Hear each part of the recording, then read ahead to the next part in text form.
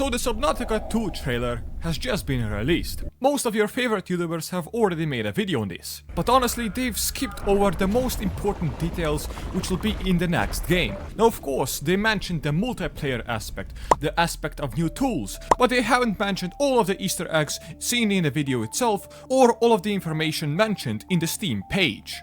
Now first of all, one of the biggest things people missed was this scene when our character got dragged into the whirlpool, because in the background you can see some alien structures. Now these most probably aren't from precursor technology, and they also aren't man-made. Judging from its shape and the erosion of them, it would seem that they are from an old and lost civilization. This is even mentioned in the Steam page itself. Play alone or with up to 3 friends in an online multiplayer co-op, whether exploring mysterious ruins, building custom bases, or adventuring deeper into the world. Over here, mysterious ruins. These are the mysterious ruins. You can see this is 1, this is 2, this is most probably 3. This is literally made in a shape of a colosseum. So this will most definitely play a major role to the lore of the game. With that out of the way, I want to talk about something literally everybody missed. As you can see in the trailer, you saw this big ginormous Leviathan, which you would suspect, is dangerous. But just like the first trailer of Subnautica, I think that this is misleading, because we all thought that the Sea Emperor would be a super dangerous creature, but it actually ended up being a friendly one. And I think it'll be a similar case with the Leviathan revealed in the Subnautica 2 trailer. Now you might say that this, is a dumb assumption, but we can go deeper into this. Again, if we look at the Steam page, we have some text to support this. A new world awaits alongside an all-new story. You're a pioneer, traveling to a distant world, but something is amiss. The ship's AI insists you carry on the mission. This world is too dangerous for humans to survive, unless you change what it means to be human. What creatures, intelligent or otherwise, await your arrival? Now over here we got 2 major hints. Boom. Intelligent, which could incentivize that the big Leviathan is actually intelligent. But the second thing is that the ship's AI insists you carry on the mission. Now, in the base game of Subnautica, the AI is extremely passive. It always gives you recommendations to what you should do or what you shouldn't do, but it never tells you what you have to do. Except in some rare occasions when your life is in danger or where the AI is hacked by the Mesmer. Now, I'm not saying that this creature is a Mesmer, but I'm saying that it could be so intelligent that it could incentivize your AI to direct you to the planet.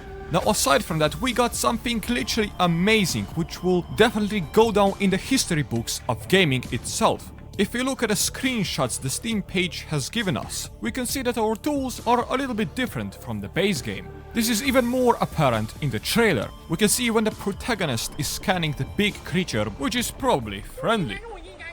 His scanner tool seems to have a hole meant for a chip. Those chips could allow all of our tools to get various upgrades. But what really caught my eye was this image, because the scanner tool literally has a chip inside of it, giving it the ability to scan the DNA of animals. Now, this leads to another extremely cool thing the game added. It's the evolution of our character. This is again written in the text of the Steam page. This world is too dangerous for humans to survive, unless you change what it means to be human. Uncover a rich world full of mysterious lifeforms, from the smallest fish to the largest leviathans. Scan creatures to learn more about them. Use your biosampler to take samples for study. As you learn more about this world, evolve your genetics to adapt your body for survival. Now this can literally turn the game upside down. You will need to search for specific fish in order to get specific upgrades, and it could make the gameplay loop of Subnautica 2 far more unique and far more refreshing than Subnautica and Subnautica Below Zero. With that out of the way, I would also like to talk about the map itself and the creatures the game will add. You see, if we look at their previous intentions with Subnautica Below Zero, they made the map very small and they didn't add as many interesting leviathans. Because of that, the community really found it hard to enjoy Subnautica Below Zero. And I think with Subnautica 2, they will do it right this time. Because if we look at the trailer now, we can see that this giant Leviathan literally outscales us and our submersible by literally at least 30 times. With this information, we can clearly state that it is most definitely bigger than the Sea Emperor. And it's also directly what the audience wants. We wanted more Leviathans, we wanted bigger Leviathans, we wanted more scary looking Leviathans, we wanted Krakens. And I think that with Subnautica 2, that they will deliver on all of that. Moving on to the next point, just like Subnautica 1, Subnautica 2 is going to have a massive world. Again, this is hinted in the Steam page once more. This world is vast and deep, venture beyond the safety of shallow waters, descending into a dark unknown. Wonder and danger lurks around every corner.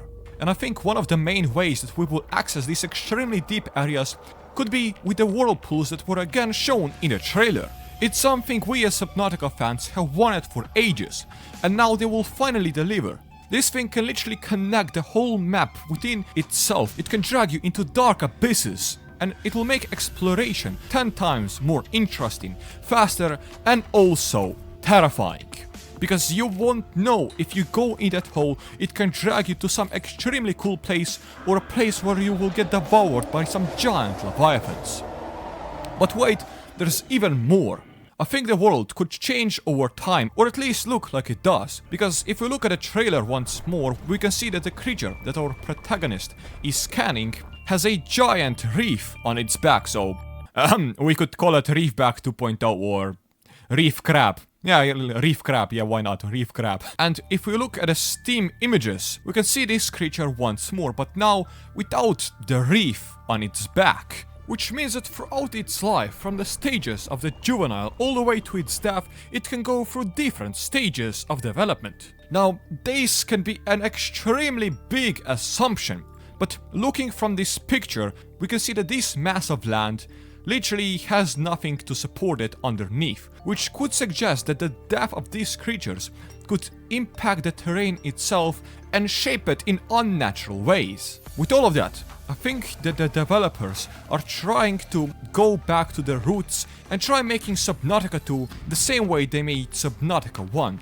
They'll make a whole completely another world, another story. The protagonists, just like in the first game, will be silent.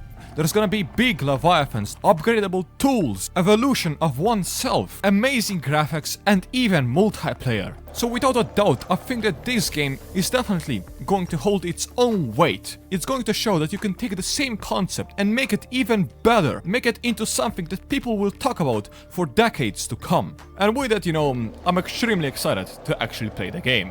But aside from that, for all of my returning viewers, I am currently deep in the works of making a 50-minute long Subnautica video on the hardest mod possible. So, it's going to come very soon.